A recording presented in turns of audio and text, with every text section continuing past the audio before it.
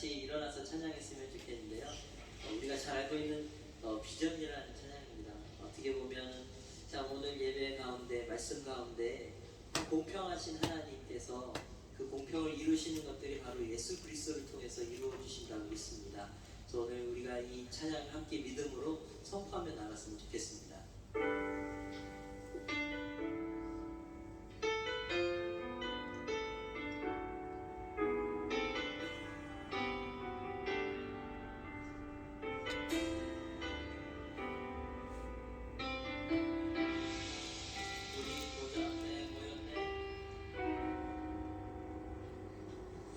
우리 보좌 앞에 모였네.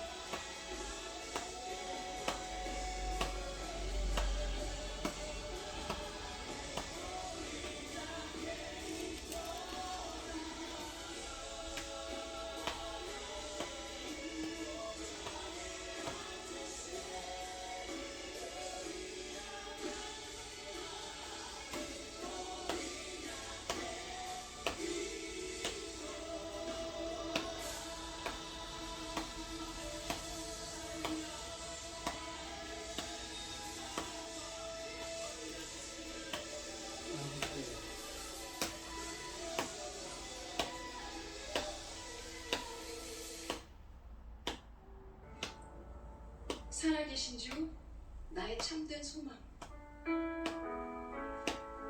여러분의 진심을 담아서 주님이 소망 되심을 함께 노래하겠습니다. 살아계신 주 나의 참된 소망.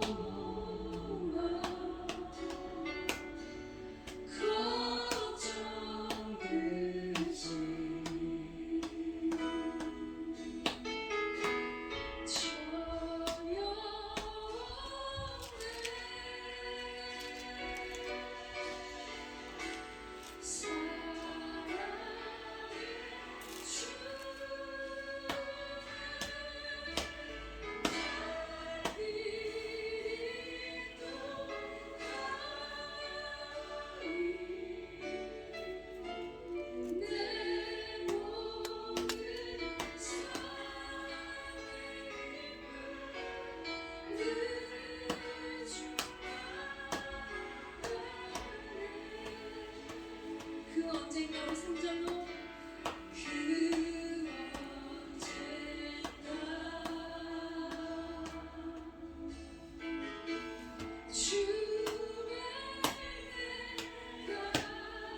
때까지 주를 위해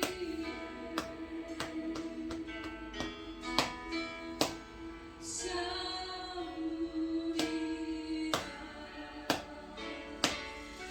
승리의 길, 승리의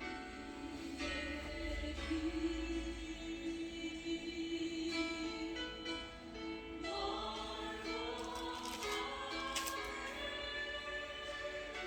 주님께서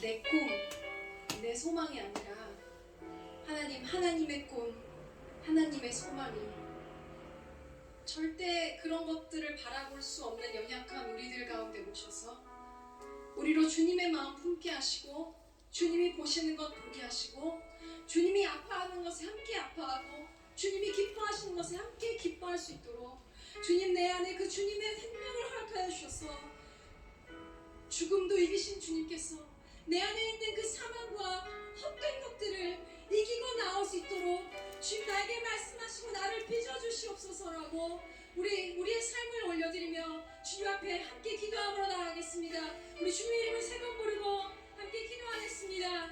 주여 주여 주여.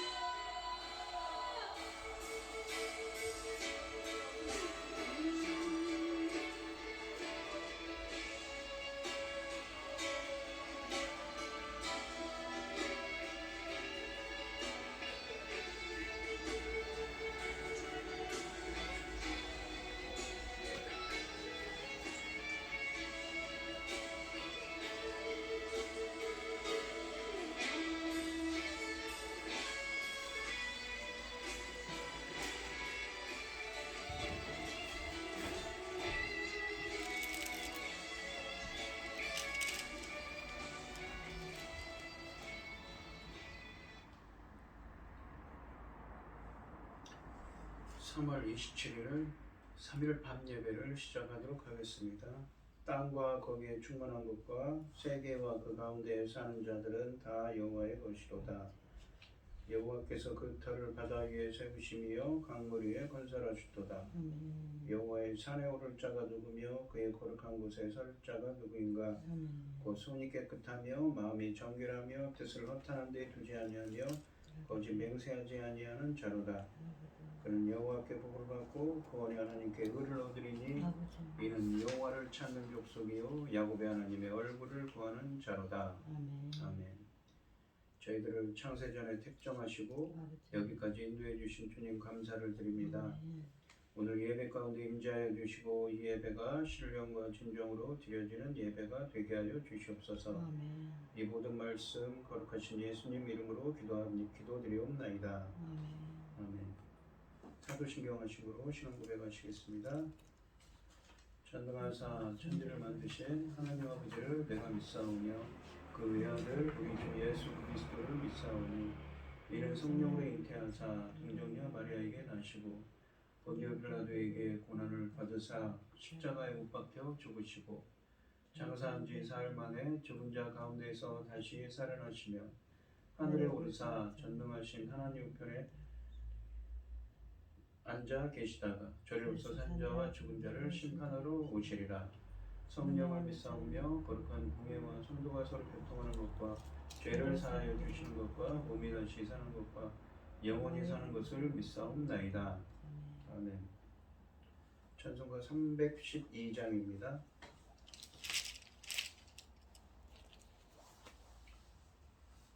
너 하나님께 이끌리어 일평생 주만 바라며 너 어려울 때 힘주시고 언제나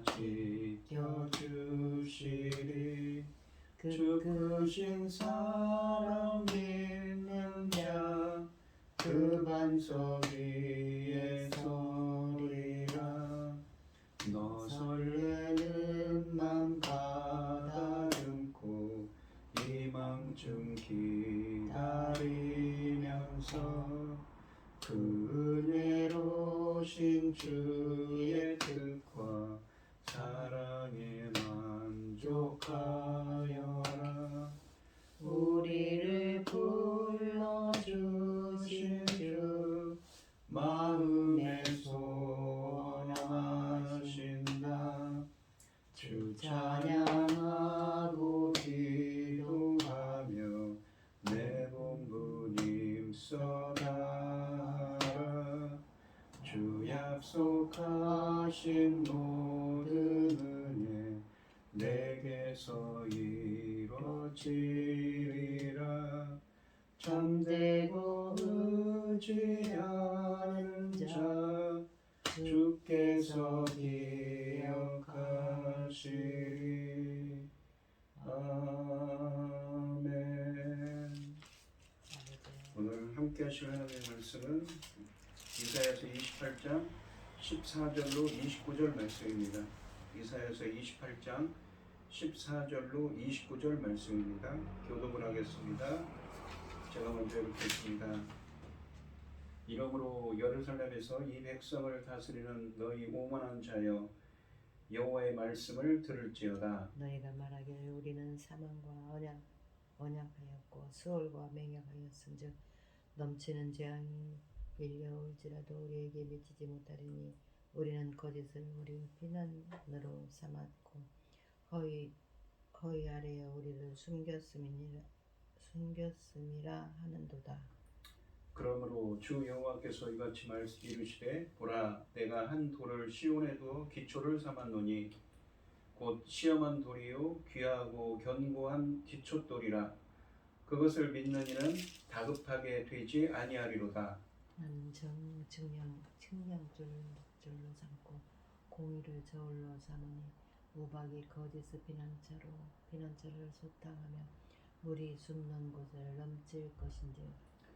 너희가 사망과 더불어 세운 언약이 패하며 스올과 더불어 맺은 맹약이 서지 못하며 넘치는 재앙이 밀려올 때에 너희가 그것에게 밟힘을 당할 것이라. 그것이 지나갈 때마다 너희를 잡을 것이니 아침마다 지나가며 주야로 지나가리니 소식을 깨닫는 것이 오직 두려움이라. 침상이 짧아서 능히 몸을 펴지 못하며 이불이 좁아서 능히 몸을 싸지 못함 같으리라 하셨느니라. 대저 여호와께서 부리심산에서와 같이 일어서시며 기브온 골짜기에서와 같이 진노하사 자기의 일을 행하시리니 그의 일이 비상할 것이며 그의 사역을 이루시리니 그의 사역이 기이할 것입니다. 그러므로 너희는 오만한 자가 되지 말라. 너희 결박이 단단해질까 하노라. 대저 온 땅을 멸망시키기로 작정하신 것을 내가 만군의 주 여호와께로부터 들었느니라. 너희는 귀를 기울여 내 목소리를 들으라. 자세히 내 말을 들으라. 타종하려고 가는 자가 어찌 쉬지 않고 가르기만 하겠느냐. 자기 땅을 개간하며 고르게만 하겠느냐. 지면을 이미 평평히 하였으면 소양을 뿌리며 대휴양을 뿌리며 소맥을 줄줄이 심으며 대맥을 정한 곳에 심으며 귀리를 그 가에 심지 아니하겠느냐. 이는 그의 하나님이 그에게 적당한 방법을 보이사 가르치셨음이며 소유양은 도리깨로 떨지 아니하며 소유양에는 수레 바퀴를 굴리지 아니하고 소유양은 작대기로 떨고 대회양은 대막대기로 떨며 곡식은 부수는가 아니라 늘 떨기만 하지 아니하고 그것에 수레바퀴를 굴리고 그것을 말국으로 밟게 할지라도 부수지는 아니하나니. 이는 만군의 여호와께로부터 난 것이라. 그 경영은 기묘하며 지혜는 광대하니라. 아멘. 기도하겠습니다. 오늘 기도하겠습니다.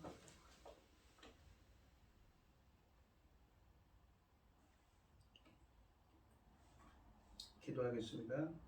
여호와는 나의 목자시니 내게 부족함이 없으리로다. 그가 나를 푸른 초장에 누이시며 쉴만한 물가로 인도하시는도다. 내 영혼을 소생시키고 자기의 이름을 위하여 의의 길로 인도하시는도다. 내가 사망의 음침한 골짜기로 다닐지라도 해를 두려워하지 않을 것은 주께서 나와 함께 하심이라. 주의 지팡이와 막대기가 나를 안위하시나이다. 주께서 내 원수 앞에 원수 목전에 내게 상을 베푸시고 기름을 머리에 부으셨으니 내 잔이 넘치나이다. 내 평생의 선하심과 인자하심이 반드시 나를 따르리니 내가 여호와 집에 영원히 살리리라. 천지 만물을 지으신 전능하신 하나님 아버지, 어리석고 보잘것없는 저희를 자녀 삼으시고 아버지의 사랑 가운데 살아가게 하심을 감사드립니다. 지금 세상에는 온갖 일로 어지럽고 온갖 일로 아버지는 이루 말할 수 없는 일들이 벌어지고 있습니다. 그럼에도 불구하고 이 시간 아버지께서 저희를 하나님께 예배드릴 수 있도록 인도하셨으니 감사드립니다. 전능하신 아버지 하나님, 저희는 어리석지 않습니까? 보잘것없지 않습니까? 아버지, 저희 나라를 아버지는 이 중대한 시대에 제사장 나라까지 삼으셨습니다. 아버지, 천금 같은 이 귀한 사명 잘 감당할 수 있도록 도와주시고 아버지는 대한민국 저희 나라를 지켜주시옵소서. 전쟁으로부터 온갖 재난으로부터 지켜주시옵소서. 전능하신 아버지 하나님, 저희는 어리석지만 전능하신 하나님께서는 아버지 우리의 앞일을 다 알고 계시고 아버지께서 우리를 통하여 이루실 일을 이미 정해놓고 계시지 않습니까? 전능하신 천지를 지으신 하나님 아버지, 저희들을 불쌍히 여기시고 아버지 붙잡아 주시고 이끌어 주시옵소서. 지금은 중대한 열매가 될 시대입니다. 천금 같은 열매, 그 열매를 아버지 하나님 위하여 어떤 일을 하셨습니까? 십자가에 죽으셔야 했습니다. 죽으신 주님이 십자가에 죽으시고 맺혀지는 열매들입니다. 아버지, 천금 같은 귀한 열매 잘 아버지께 돌려드릴 수 있도록 도와주시옵기를 간절히 소원하고 우리를 억만 죄악 가운데서 구원하여 주신 예수 그리스도 이름으로 기도드리옵나이다. 아멘. 오늘 함께 하실 하나님의 말씀의 제목은 그의 경영 기묘하며입니다. 오늘 1절부터 지난 시간에 했던 1절부터 13절 말씀에서 주님은 이사야 선지자를 통해 남유다의 제사장들과 지도자들에게 심판의 말씀을 주셨습니다. 그들은 주님의 말씀에 청종하지는 않고 오히려 주님의 말씀을 조롱하는 모습을 보였습니다. 그래서 그들이 이방의 포로로 끌려갈 것을 예언하셨습니다. 오늘 본문 말씀도 이 유다 지도자들의 타락한 모습을 지적하고 그들이 멸망할 것을 예언하면서 만물의 주제이신 하나님께 돌아올 것을 촉구하고 있습니다.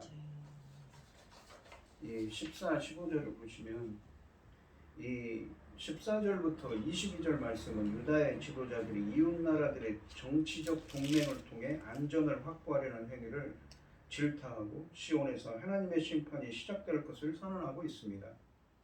이 14절을 보시면 이러므로 예루살렘에서 이 백성을 다스리는 너희 오만한 자여 여호와의 말씀을 들을지어다. 이 오만한 자라는 것은 문맥적으로 보면 지난 시간에도 얘기했지만 이 남유다에 있는 이 제사장과 지도자들을 의미합니다. 이 1절부터 13절에서 말씀하신 교만하여 하나님의 심판을 우습게 여기던 이 남유다의 제사장과 지도자들을 가리킵니다. 이것은 지도자들의 책임이 얼마나 막중한 것을 보여주고 있지요. 지도자들은 그 권한을 하나님으로부터 위임받은 존재들인데 그러한 내용을 잊고 방탕한 것은 그리고 하나님의 말씀에 불순종하고 교만한 것은 그들의 범죄였으며 또한 더 큰 범죄는 뭐였냐면 지도자로서 백성을 잘못 인도한 것이 2차적인 범죄였습니다. 주님은 이사야 선지자를 통해 이 교만한 지도자들에게 하나님의 말씀을 들으라고 말씀하십니다. 이 15절 말씀 보시면 상반절을 읽어보면 너희가 말하기를 우리는 사망과 언약하였은즉 언약하였고 스올과 맹약하였은즉 이라고 합니다. 넘치는 재앙이 밀려올지라도 우리에게 미치지 못하리니 라고 이 15절 상반절에 말씀하시는데 너희가 자랑을 한다는 것이죠. 너희는 누구냐면 주님이 지금 말씀하시는 겁니다. 이사야 선지자를 통해서. 너희가 누굽니까? 바로 유다의 제사장과 지도자들이죠. 우리는 죽음과 언약을 맺었고 스올, 지옥과 협약을 맺었다고 말합니다. 사무엘상 이 28장과 이사야서 8장 19절을 보시면 옛날 사람들은 위기에 직면했을 때 죽은 자의 영과 교제하면 안전할 수 있다고 믿었습니다. 그래서 요술을 통해서 음부에 있는 죽은 사람들과 계약을 체결해서 안전을 도모했다고 합니다. 이건 상당히 배교적인 것이죠. 귀신을 찾고 무당들을 불러서 하는 행동입니다. 유다 백성들은 이러한 이방적인 관습과 무지한 행동을 통해 여호와의 넘치는 재앙을 피할 수 있을 것으로 확신했던 것이죠. 넘치는 재앙이 밀려올지라도 우리에게 미치지 못할 거라고 합니다. 왜? 자신들은 귀신들하고 통하고 있으니까 말입니다. 15절 하반절 보면 우리는 거짓을 우리의 피난처를 삼고 허위 아래에 우리를 숨겼음이라 하는도다라고 합니다. 이 말은 이 거짓말을 하여 위기를 모면할 수도 있고 허위 그러니까 속임수를 써서 거짓말과 그러니까 속임수를 써서 우리를 감출 수도 있으니 재난이 닥쳐와도 우리에게는 절대로 미치지 않을 것이라고 이 유다의 제사장들과 지도자들이 생각한다는 의미인 것입니다. 남유다의 지도자들은 자신들은 죽지 않으며 어떤 재난이 온다 해도 자신들에게 영향을 주지 않을 거라고 생각한 것입니다. 주님은 그들이 거짓과 속임수를 쓴다고 말함으로써 그것들을 의지하는 것은 참된 것이 아님을 역설적으로 보여주고 계십니다. 이 말씀이 선포될 무렵 유다는 이집트와 동맹을 맺고 아수르 사네립의 숙박에서 벗어나려고 했습니다. 이게 주전 700년에서 제가 전에도 말씀드렸지만 이사야 선지자는 주전 약 700년경에서 740년경에 예언한 선지자라고 그랬죠. 약 주전 701년경에 이런 일이 일어났습니다. 그 당시에 아수르가 강성해서 이 아수르의 속박에서 벗어나려고 이집트를 이용하려고 그랬죠. 이집트와 동맹을 맺으려고 했습니다. 그들은 생존을 위해서는 정치적 수단과 방법을 가리지 않겠다는 각오를 하고 있었습니다. 그러나 하나님이 이사야 선지자를 통해 그들의 어리석은 생존 방법을 비난하고 계신 것입니다. 이집트보다는 이스라엘이 언약의 대상으로 삼은 나라가 어디인가는 이사야 30장과 31장을 살펴보면 쉽게 드러난다고 합니다. 바로 이집트이지요. 아수르의 통제가 지긋지긋해서인지 유다의 정치인들은 이집트와 손을 잡고 아수르의 손아귀에서 벗어나기를 원했던 것입니다. 그렇게 사람의 생각들을 이 아주 대단한 정치적인 야심을 갖고 그렇게 행했다는 것입니다. 이 일을 위해서 그들은 수단과 방법을 가리지 않을 결심을 했다는 것을 이 15절 말씀이 우리에게 보여주고 있습니다. 필요에 따라서는 속임수도 쓰고 거짓말도 할 작정입니다. 스스로 지혜롭다고 생각하며 이런 결정을 내린 유다의 지도자들은 성경이 정의하고 있는 어리석은 자의 전형이라 할 수 있습니다. 이집트는 결코 이스라엘을 도울 수 없는 나라입니다. 역사적으로 보면 고대 근동의 역사는 이집트가 결코 동맹국으로서는 의지하지 않는 것이 좋은 나라임을 증명합니다. 그들은 수없이 도와주겠다는 약속을 했지만 모두 공수표에 불과했습니다. 이사야서 36장 6절에 보시면 랍사게는 히스기야 왕에게 이집트에 대해서 이런 말을 합니다. 너는 부러진 갈대 지팡이 같은 이 이집트를 의지한다고 하지만 그것을 믿고 붙드는 자는 손만 찔리게 될 것이다. 이집트 왕 바로를 신뢰하는 자는 누구나 이와 같이 같을 것이라고 그렇게 협박을 했던 것입니다. 그런데 아주 정확한 평가였습니다. 이런 이집트를 믿고 아수르의 반역을 도모하는 것은 스스로 죽음의 길을 택하는 행위였던 것입니다. 하나님은 이집트를 떠나온 이스라엘에게 다시는 또한 뭐라고 합니까? 출애굽한 이스라엘 이집트 쪽으로는 뒤도 돌아보지 말라고 하셨었습니다. 그런데 그들은 지금 이집트에 도움을 청하고 있는 것이지요. 죽음과 속박을 자청하고 있는 행위로밖에는 해석할 수가 없는 것입니다. 16절부터 19절 말씀을 보시면 그렇다면 이스라엘이 진정으로 의지할 곳이 어딘가요? 16절 말씀을 보시면 그러므로 그들은 무엇입니까? 이 하나님을 의지하는 게 아니라 이집트를 의지하는 거죠. 사람의 생각을 갖다 놉니다. 사망과 스올, 지옥과 협약을 맺었다고 하죠. 그러므로 주 여호와께서 이같이 이르시되 보라 내가 한 돌을 시온에 두어 기초를 삼았노니 곧 시험한 돌이요 귀하고 견고한 기초돌이라 그것을 믿는 이는 다급하게 되지 아니하리로다. 보시면 이 한 돌 기초라는 표현을 쓰죠. 반석이라는 말이 우리가 성경에 보면 많이 나옵니다. 바로 주님을 의미하는 말입니다. 신약 성경에서는 예수님을 비유하는 표현이죠.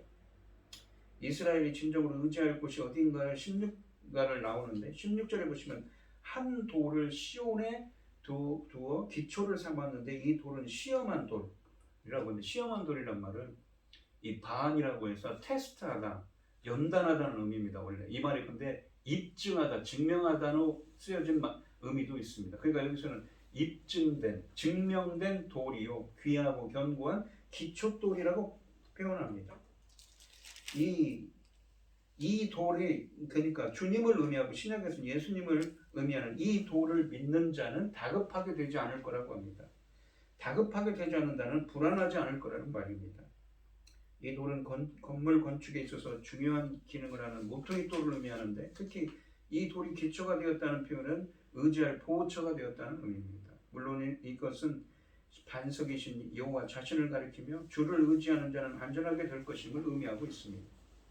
이 돌의 의미가 신약에 와서는 그리스도에게 적용된 것은 지극히 당연한 일입니다. 17절에 보시면 그래서 이 17절부터 22절에서는 이 기초돌을 믿지 않는 유다 지도자들에 대한 심판이 선언됩니다. 17절에 보시면 나는 정의를 측량줄로 삼고 공의를 저울추로 삼으니 그러니까 측량줄이란 길이를 재는 거예요. 줄이에요. 근데 공의라는 거는 공의를 저울추라고 무게를 재는 추로 삼은 거예요. 그러니까 정확하게 재겠다는 거죠.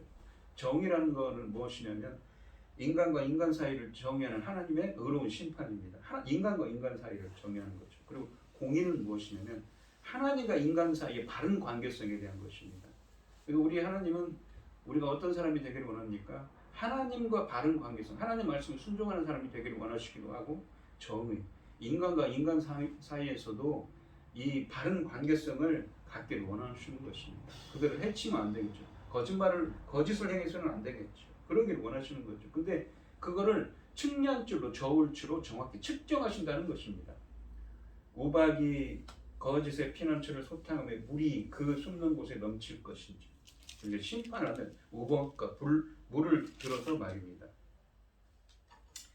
정의, 공의, 그리고 측량줄, 저울추라는 말을 썼습니다. 이렇게 공의와 정의를 정의하는 하나님의 의로운 심판을 이 측량줄과 저울추를 기준으로 주님이 정확히 판단하셔서 유다의 리더들이 정치적인 수단으로 도입한 거짓말과 속임수가 심판을 받게 된다고 말씀하시는 것입니다.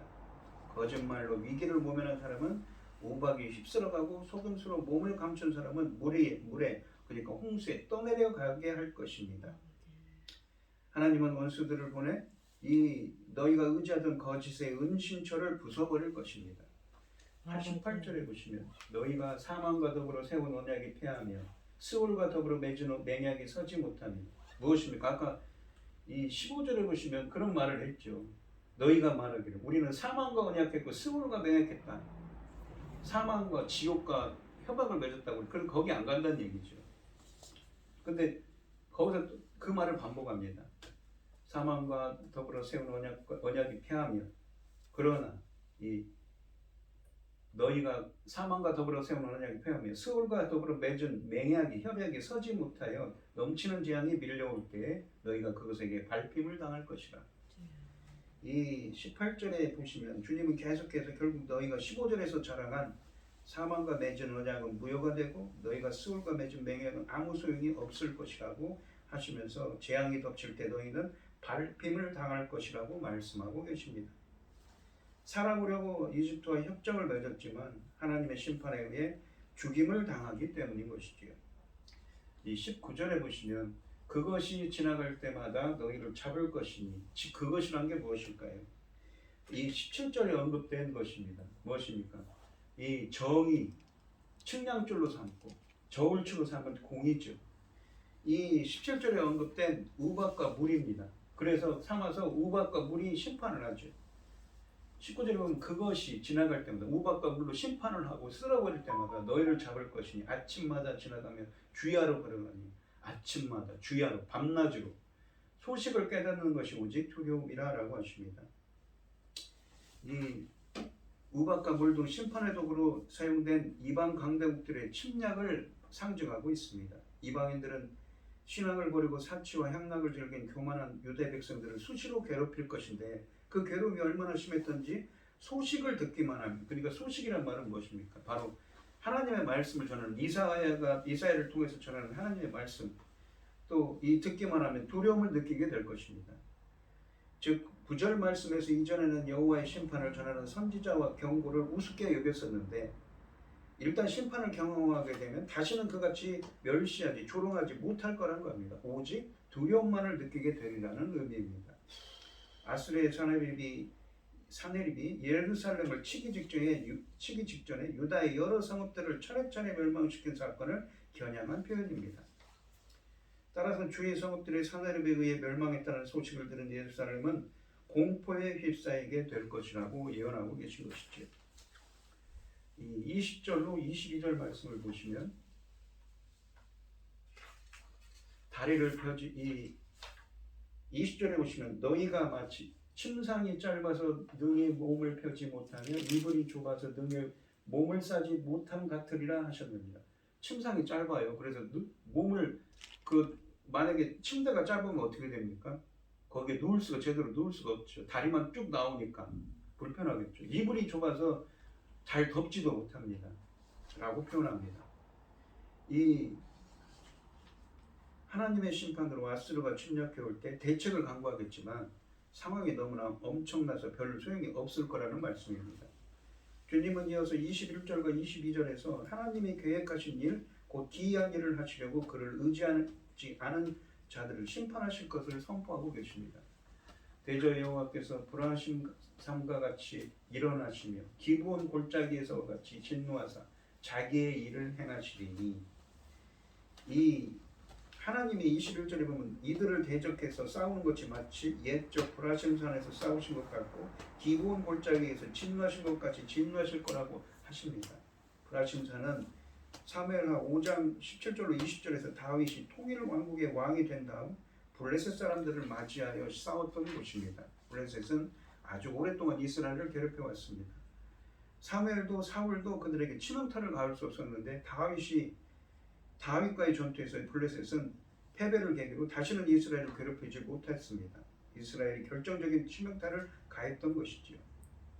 겉으로 보기에는 마치 다윗의 작전 능력이 이를 이룬 것 같지만 사실은 하나님께서 하신 일이라는 것이 본문의 말씀입니다. 또한 기브온 골짜기에서와 같이라고 하시면 돼요. 기브온 골짜기는 여호수아서 10장에 보시면 여호수아가 이 무엇입니까? 아멜렉 쪽을 대적하여 싸울 때 해와 달이 멈추어 섰습니다.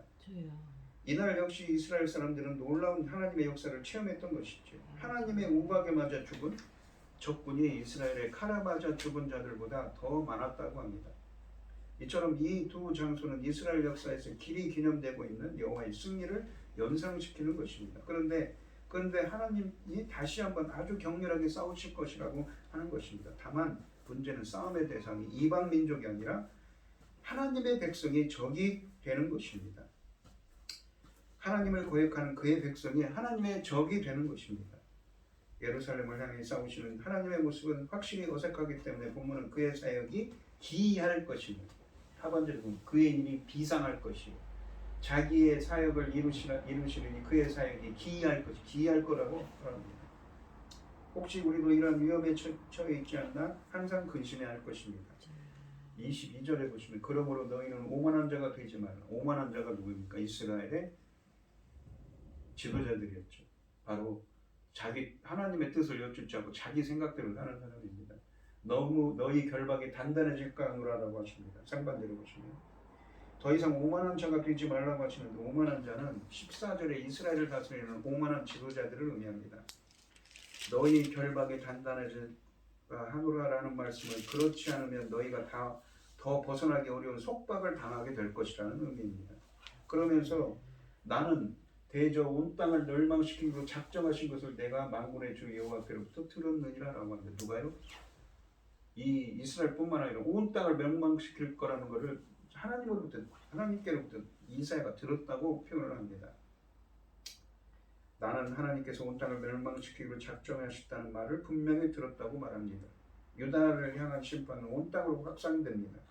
세상 질서도 공의와 정의로 세워졌기 때문에 사람들이 공의와 정의를 훼손할 때 시온에서 시작된 하나님의 심판은 온 세계로 확장될 것입니다. 낯선 일을 행하실 것입니다. 브라심 산에서 유다를 구원하셨던 하나님이 이제 유다를 심판하러 대적을 일으키실 것입니다. 오만한 세상을 심판하시는 하나님은 오만한 유다를 달리 대하지 않으십니다. 하나님의 말씀을 이방인의 방언처럼 여기고 하나님을 기초돌로 인정하지 않는 자들에게 하나님도 그분이 하실 일을 이루실 것입니다. 우리 역시 하나님의 기준이 나에게 더 관대할 것이라는 생각을 접고 자기 중심적인 신앙을 벗어버려야 합니다. 하나님의 뜻은 다르다는 것이죠. 그래서 하나님의 뜻을 여쭤봐야 하는 것입니다. 23절로 29절 말씀을 보시면 이 본문의 구절을 보시면 일종의 비유입니다. 창조 질서는 하나님의 명령과 지혜로 움직이지만 유다는 그렇지 않아 멸망할 수밖에 없음을 교훈합니다. 유다가 창조 질서에 나타난 하나님의 지혜를 따른다면 성공적 삶을 누릴 수 있는데 그렇지 못했다는 지적이지요. 보시면 너희는 귀를 기울여 내 목소리를 들으라 자세히 내 말을 들으라고 합니다. 그러는데 이 24절과 25절이 하나의 문구입니다. 그러니까 23, 24, 25절이 하나의 단원입니다. 내 말을 들으라고 하죠. 그러면서 26절까지입니다. 이 25절에 파종하려고 가는 자가 어찌 쉬지 않고 갈기만 하겠느냐. 자기 땅을 개간하며 고르게만 하겠느냐. 그러니까 농사를 짓는데 파종하려고 가는데 어찌 쉬지 않고 갈기만 하고 자기 땅을 개간하며 고르게만 하겠는가. 땅을 고르기만 하겠느냐 이 말이에요. 파종을 해야지. 지면을 이미 평평히 하셨으며 소해양을 뿌리며 소해양이라는 것은 어떤 무엇입니까? 미나리과의 식물 이름을 의미합니다. 그리고 소맥을 불조리 뿌렸어요. 소맥은 밀을 의미합니다. 히브리어를 해석을 해보면 대맥을 정한 곳에 심으며 대맥은 보리를 의미합니다. 귀리를 그 가에 심지 아니하겠느냐. 그러면서 이는 하나님이 그에게 적당한 방법을 보이사 가르치셨으니 그러니까 하나님께서 어떻게 농사 짓는지도 천지만물을 운행하는 그 하나님께서 다 하나님의 지혜를 알게 하셨다는 것입니다. 이 그런 말씀입니다. 그러면서 26절에는 또 이런 말을 합니다. 이는 그의 계획 하나 27절에 보시면 소의 양은 도리깨로 떨지 아니하며 대회 양에는 수레바퀴를 굴리지 아니하고 다 방법이 있다는 것이죠. 소의 양은 작대기로 떨고 대회 양은 막대기로 떨고 이게 추수를 할 때 이렇게 한다는 것입니다. 그러면서 28절에 보면 곡식은 부수는가 아니라 늘 떨기만 하지 아니하고 그것에 수레바퀴를 굴리고 그것을 말굽으로 밟게 할지라도 부수지는 아니하나니 좀 해석하기가 어렵지요. 이 원문으로 직역하면 이 바른 성경이 제대로 번역을 했는데 보시면 이렇게 번역을 했습니다. 곡식을 떨지만 나달이 바스러지도록 떨지는 않는다. 수레바퀴를 곡식 위에 굴릴 때도 말발굽이 그것을 으깨지는 않는다는 것입니다. 곡식을 떨지만 바스라들도록 하지는 않는다. 그렇게 조심한다는 것이죠. 그러면서 29절에 보면 이도 만군의 여호와께로부터 난 것이죠. 주님께로부터 나오신 것이라는 것이죠. 그러니까 하나님께서 지혜를 주셔서 그렇게 할 수 있게 하셨다는 것입니다. 그의 경영은 기묘하며 지혜는 광대하니라 라고 말씀합니다. 그러니까 이 28절에 보시면 그랬죠. 이 28절에 보면 다시 보면 곡식을 떨지만 나달이 바스러지도록 떨지는 않는다. 수레바퀴를 곡식에 굴릴 때도 말발굽이 그것을 으깨지는 않는다고 합니다. 그러니까 이런 방법을 주신다는 것이죠. 26절과 29절을 다시 한번 읽어보면 이것은 그의 하나님이 그에게 적당한 방법을 보이사 가르치셨음이며 이도 만군의 여호와께로부터 난 것이라. 그의 경영은 기묘하며라고 했죠. 기묘하라는 것은 경이롭다는 것입니다. 그의 경영은 그의 계획은 그분이 하시는 일은 경이로우며 지혜는 한없이 크시도다. 광대하니라라고 표현합니다. 29절 말씀에 보면 26절 말씀처럼 이것도 하나님께로부터 나온 것이다. 마찬가지로 유다를 향한 하나님의 계획과 경영은 경이롭고 지혜는 끝없이 높다는 의미입니다.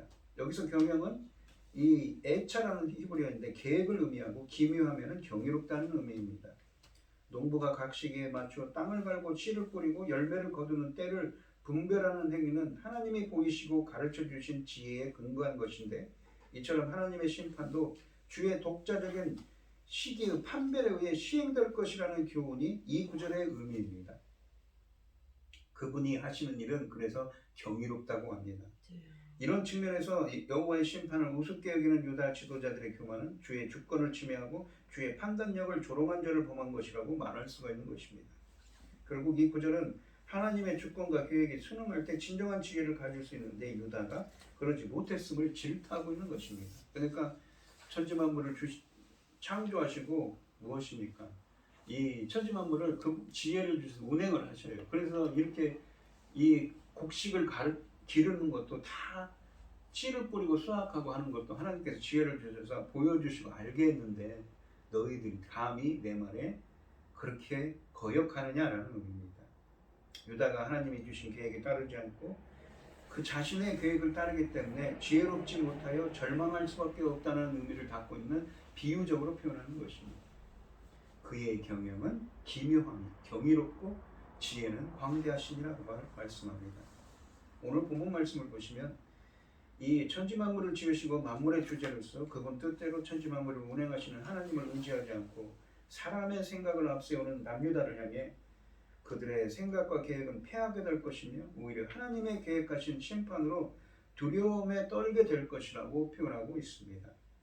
우리 성도님들은 본문 말씀에 나오는 기묘한 일, 경이로운 일을 행하시는 하나님 앞에서 교만한 자가 되지 않고 겸손히 주님의 말씀을 듣는 자가 되시기를 축원드리겠습니다. 기도하겠습니다. 하나님 아버지 감사합니다. 오늘 본문에 있는 말씀처럼 하나님께서는 남유다의 지도자들을 향해 그들이 하나님의 뜻이 아니라 사람의 생각으로 무엇인가 하려고 합니다. 그들은 심지어 사망과 언약을 맺고 스올, 지옥과도 언약을 맺어서 귀신들에게 물어보고 귀신들의 힘을 빌려서 그들은 어떻게든지 살아남으려고 합니다. 그들의 행할 길을 인도받기를 원합니다. 하지만 하나님은 분명히 말씀하십니다.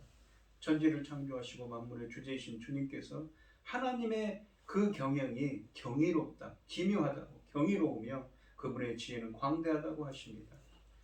광대한 지혜가 크고 넓은 지혜를 갖고 행하시는 모든 일이 경이로운 일을 행하실 거라고 하십니다. 그래서 그들은 그들에게 심판의 말씀을 주시는 것이지요. 놀라운 일을 행할 거라는 말씀인 것입니다. 저희들은 항상 하나님의 뜻에 천지만 만물에 주신 만물의 주제이신 주님 앞에 나아갈 때 주님의 뜻을 거스르지 않고 겸손히 먼저 주님의 뜻을 여쭙고 행할 수 있는 겸손한 하나님 나라의 백성이 될 수 있도록 인도하여 주시옵소서. 이 모든 말씀 거룩하신 예수님 이름으로 기도드리옵나이다. 아멘.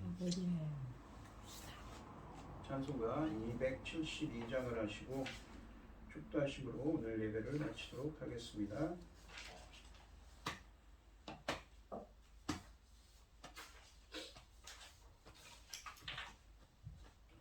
고통의 명예 벼으려고 예수께로 나아갑니다. 자유와 기쁨 베푸시는 주께로 갑니다. 병든 내 몸이 튼튼하고 빈궁한 삶이 구해지며 죄악을 벗어버리려고 주께로 갑니다. 낭패와 실망 당한 뒤에 예수께로 나갑니다. 십자가 은혜 받으려고 주께로 갑니다. 슬프던 마음 위로받고 이 생의 풍파 잔잔하며 영광의 찬송 부르려고 주께로 갑니다. 교만한 마음을 내버리고 예수께로 나갑니다. 복되신 말씀 따르려고 주께로 갑니다. 실망한 이 몸 힘을 얻고 예수의 크신 사랑 받아 하늘의 기쁨 맛보려고 주께로 갑니다. 죽음의 길을 벗어나서 예수께로 나갑니다. 영원한 집을 바라보고 주께로 갑니다. 멸망의 보물에 나와 평화의 나라 다다라서 영광의 질을 배우려고 주께로 갑니다. 아멘. 아멘. 축도하겠습니다.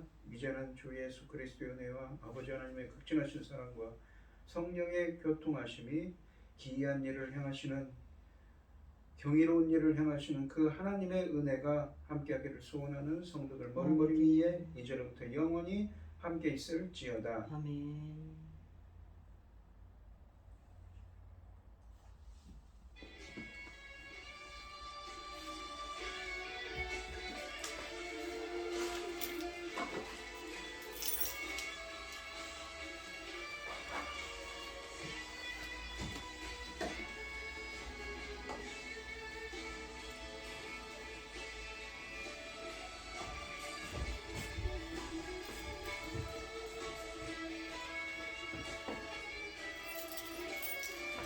안 가지고 책이랑